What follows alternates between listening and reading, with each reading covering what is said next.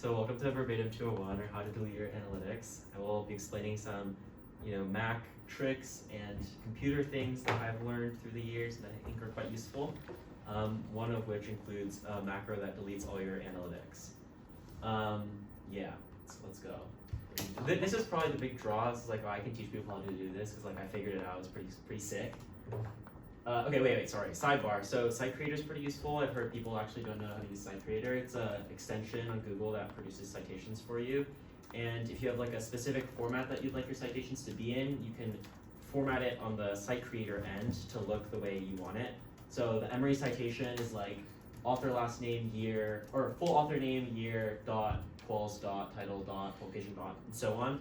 And so you can format it on the Site Creator end so that every site it produces in the corner of your screen will already fit whatever format you like. So the Interlake citation, which I used in high school, would look like that when I put it into the Site Creator settings and under a custom citation, and then it would like allow me to copy every time when I was like cutting a card from like a website or a journal, etc.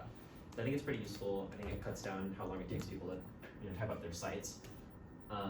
Yeah. Oh, okay, so some Mac OS upgrades in case you're debating off a Mac. The recent Verbatim is quite good, but you can also get Rectangle, which allows you to like snap to corners of the screen, your like windows, and then Alt Tab is pretty good if you want Alt Tab functionality on the Mac. Okay, so Truth on his debate decoded website basically nuked my elective because I was like, wow, this would be an interesting elective to give, and then not a week later, he uploads on his website like a full article that like does everything better than I ever could. But in my defense, he was only first to file this concept. Okay, I came up with it independently. I did not. This is somewhat my idea as well. This is 1 year ago, almost exactly, where I introduced this idea or pitched it to him as well. Okay, so this, I'm sorry if you have a Windows computer in this elective, which I only think two people do. I do love the Mac. It has a great trackpad. Thumbs up for that. But Word has greater functionality on Windows, so it shouldn't really be a problem. So just like search up any differences in OS, and you should be good. Okay, so go to the file link right there, type it up in your computer, and it will allow you to download this advanced Verbatim debate template, Word template, which you can install, and it basically gives you all the macros that I've been talking about. It includes things like a better invisibility mode, like a word counter, the send and read doc, which basically includes, it'll like copy your file and create a send version which deletes analytics and a read version which applies the invisibility mode macro. So yeah. So I'll give you a second to type it up. Fast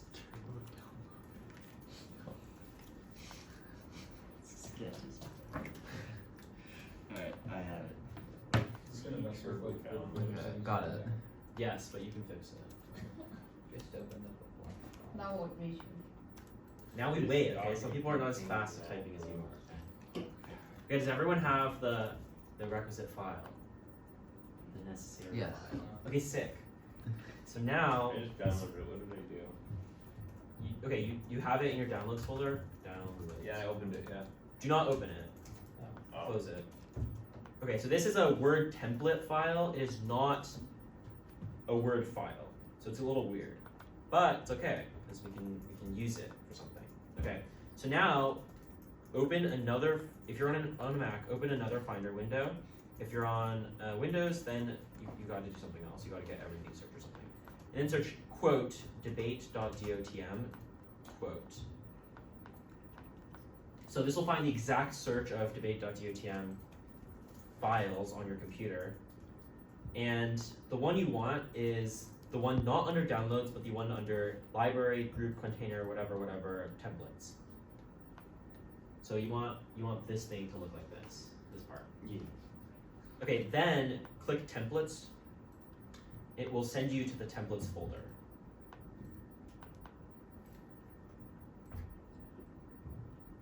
And you want to have two Finder windows open so you can easily drag and drop.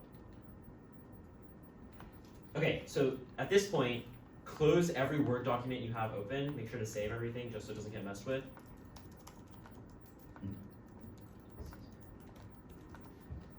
You have all your Word documents closed? Yes, Okay, because usually you have like 50 open. it's not that bad. Okay, good job. Okay, you're gonna have to close everything.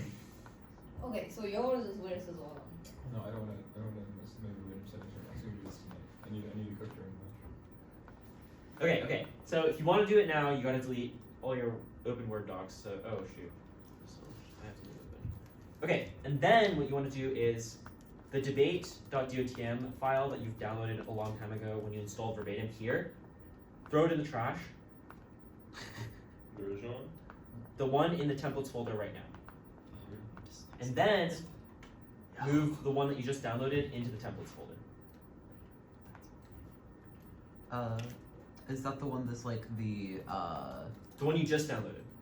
So it should be like created today 11:16 a.m.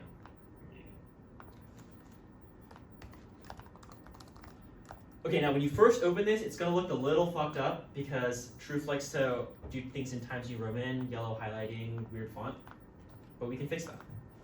So what you want to do then, don't use the shortcut that exists now, but just like another Word document, open it, verbatimise. So this should be working off your like new verbatim. Does everyone follow? Mm. Okay, sick. But how do you make sure it's working open? Okay, well, if it's Times New Roman, it should be this new one. Okay, is it? New Roman.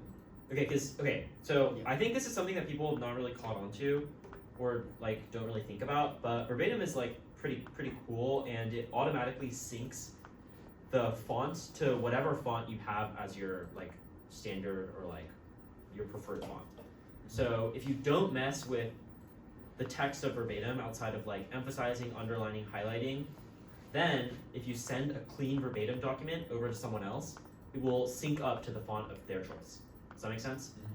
So this is why you should never like if you see a bunch of like Times New Roman docs, you're like, oh, I hate this. You should never Control A Calibri it like that, because that overrides, I'm pretty sure, the underlying Verbatim, which is why sometimes you'll get documents sent over and it will still be in Times New Roman. As long as you only ever underline and emphasize, it will sync up to whatever preferred system they have. Okay, another thing that Truth likes to do is not bold the box, which I disagree with, but you can change it on your end. So how do we do that? We go to Debate, Settings, then we can go to here. Okay, so under Styles, you can change what this looks like. So hypothetically, if I wanted Calibri, I could choose it. I could also do that just to turn bold back on for our emphasis, and unbox if I don't like boxing, but I do, and save. Okay, a couple other things that are in this new Verbatim thing that Truth cooked up. This analytic style. So analytic style. So, this looks a little weird, and you can change how it looks like on your end, but you should be typing out your like non-card, non-tagged blocks using this style so that your Word macro can identify it and delete it when you're trying to create a send document. Does that make sense? So I'll be like 2AC1 is X argument, which I might use the block thing for. So like AT, what the fuck? AT 2AC1. So maybe my first argument is an analytic, so I'll use the style, that corresponds to that one answer. And then maybe I want to also read a card, card. So, generalize this to all your blocks. Actually, don't even include this because we'll talk about it later. But, this format will allow you to create documents where you can easily delete this part and only send out cards. If you want to change the color and formatting of this, you go to the Styles pane up here, right-click the style you want to modify, click Modify, make sure to click Add to Template, so whatever change you make on this Word document changes to your Word template, and you can change it to whatever you like. So I really don't like this color because it's too close to black for me, and I can't really tell the difference. Change it to this one maybe, okay, and then it's a little easier to discern the difference. We had to do that again? Yeah, so you right-click the analytic style, hit Modify, make sure to click Add to Template so it syncs up the new version, and then make whatever change you want, and then hit OK. And it should change the color here. Where's the sync? Add to template. Yeah, Add to Template. We probably should. So, is it okay to change the formatting to Calibri instead of Times New Roman? Do not change it from there. Change it from your settings, Okay. because if you change it there, you might create inconsistencies. Mm-hmm. Just to keep it aligned, change the font under settings. I'll do that just to demonstrate again. Styles. Where is it? Calibri, ABCD. Wait, where's Calibri? Do we know Calibri? It's crazy. It's saying. Wait, just search.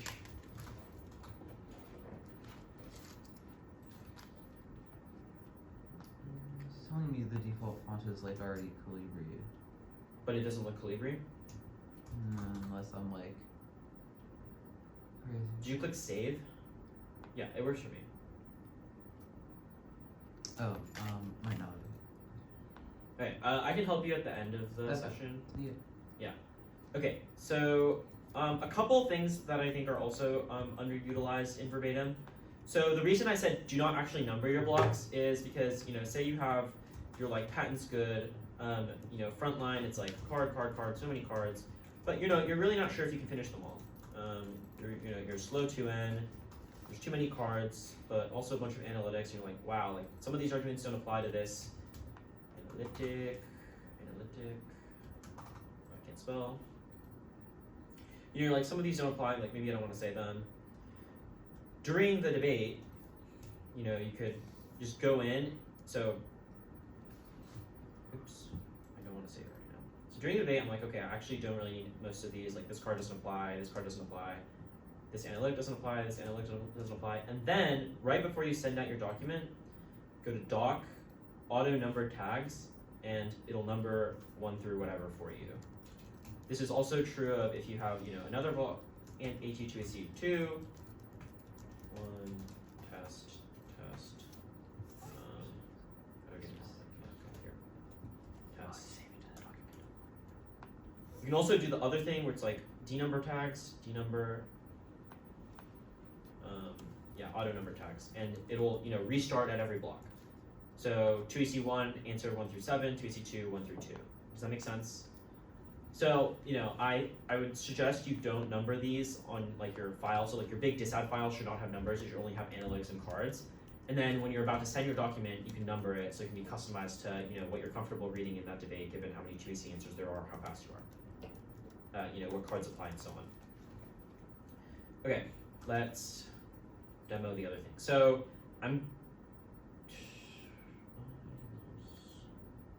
okay. So, say you want to have a shortcut to allow you to easily get to your analytic style without having to go to home, style pane, analytic. You can create keyboard shortcuts, customize. Okay, so the way you do that is go to help, customize keyboard. It's under tools. And this will allow you to, create certain keyboard shortcuts to be tied to a certain macro or a certain analytic style. So you can just go to, actually, wrong. So that's useful later, but first, if you want to create a shortcut for your analytic, go to the styles pane, click modify. I should have done this earlier. I'm not going in order. Hit add to template, but then under the format drop-down menu, go to shortcut key. Click that. Say that didn't exist. You can create your own. So command F7 is unassigned, and it makes sense because F7 is for tags, which is looks similar. And then you can assign it to the analytic style. Okay. Wait, make sure you save changes in debate.dotm instead of normal.dotm. Oops. Yes, this is true.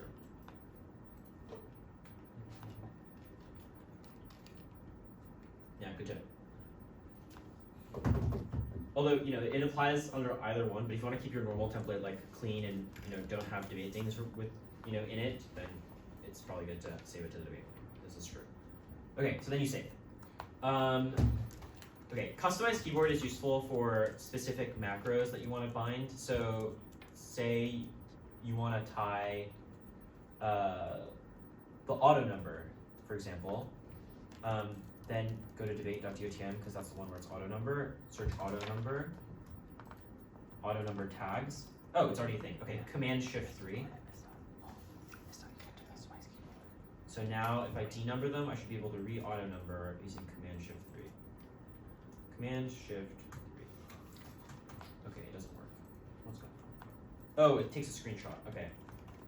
So like when there's, when it overlaps with an existing keyboard shortcut on the Mac, you should probably redo it so it doesn't. Oops. Yeah, okay. So Command Shift 12 is unassigned to anything on the Mac OS, and Word as it exists. So I can assign it to Command Shift 12, and then now when I want to auto number tags, I hit Command Shift 12, it auto does it. But if you're like me and like you're not very good at memorizing keyboard shortcuts, you can also put it on your quick access toolbar, which I think is quite useful. So the way you do that is at the top of your Windows window or your Word window, there's these 3 dots. Hit More Commands open the drop-down menu and hit More Commands. And then from there, popular commands to macros. And now you have every macro that exists on your Verbatim doc, and Zotero if you have it, but that's like besides the point. And then search for the one you want. So the real new advanced features are all under the custom header because they're custom VBA macros that have been put into Verbatim. So under the custom object, you can find specific methods or macros. So yeah, create senddoc is there, which deletes all analytics. Click the arrow between custom, the macros commands to choose from, and the customize quick access toolbar set of macros you have, and then hit save, and it gives you like this wacky little icon, which is now your create senddoc. So I want to save my document. So I've had trouble with this new macro before when it tries to access a Dropbox file, or when it tries to create a file in Dropbox. So do not save this in a Dropbox. Instead, save your Word document to like some random folder in your desktop. So like example speech in my desktop folder.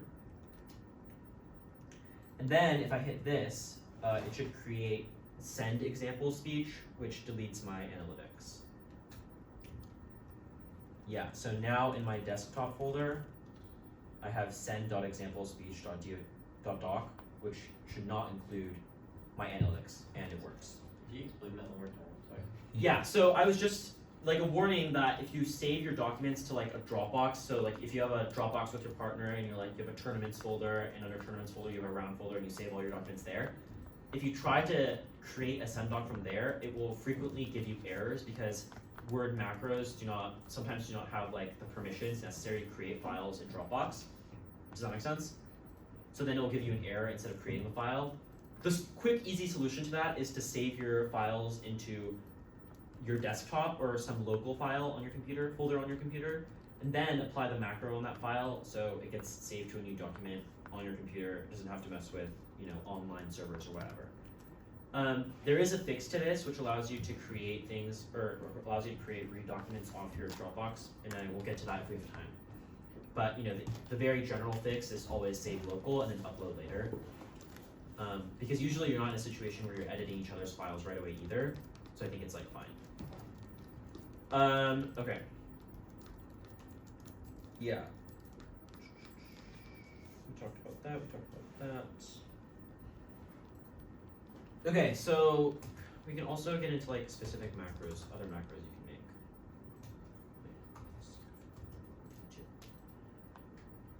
Okay, so now we're gonna get into the Visual Basic Editor itself. This is if you want to create your own macros for whatever functionality you desire. But be careful because it can get a little iffy if you do the wrong thing. So go here if you're comfortable possibly nuking your Verbatim and having to reinstall from scratch. If you do not want to do that, do not do this part. So it should look slightly different for you, but you should at least have Verbatim debate as this like folder on the corner of your VBA editor. Click custom. This is where all the custom code goes. Okay, so I get really annoyed when there's like red squiggly lines, like like when I have words misspelled or like grammatically incorrect things.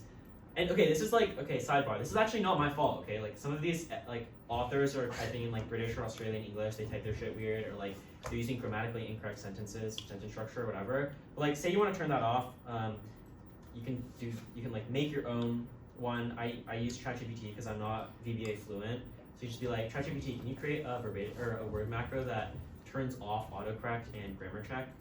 You can do that, and it'll spit out some code that usually works. If it's quite complicated, it might take a little debugging. But like, say you created that, you can like make your own custom verbatim macros, which I heavily recommend. So I saved it in a weird place under new macros in my normal template, but you should put it under custom. I would recommend that so it stays in your verbatim file.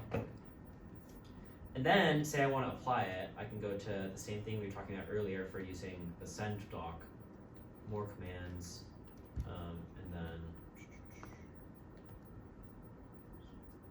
normal new macros, error off, save.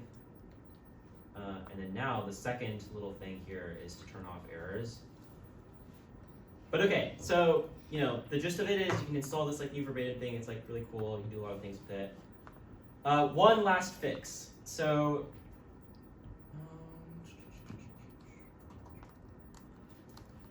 if custom allows me to open it now, I will do it. Okay, it does. Okay, so sick. The one thing that's like problematic, I think, with Truth's method is that it doesn't allow you to, or sometimes it results in an error if you try to save and you don't have the right permissions on an online folder. I think the solution to this is to save everything in your like downloads folder. This also has the added benefit of, like when you're trying to find a document to add to your email chain to send, you're like, shoot, I don't know where I saved it. I don't know if it's in my ground folder or my desktop. Like, we've all heard that sort of like line of like, oh shit, give me like some tech time. One thing you can do to, fix that is to save this send document so it's always automatically saved to your downloads folder or some like set folder that you've saved to your finders, your like finder sidebar. So the way you do this is, I have like a thing here for it because I already fixed it once. Let me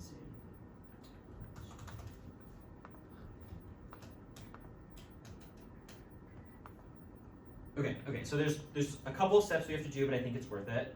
So go to your desktop, create a new document titled, or a new folder, titled send. So I've created it here. So just like in your desktop, there's a folder titled send.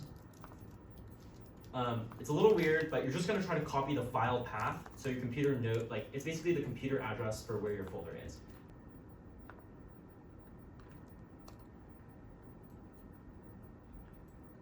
Is it supposed to be names and not names? No, because I didn't change that. Oh, you might be, wait. Did I type in names? Yeah, that's stupid. Good catch, Eli.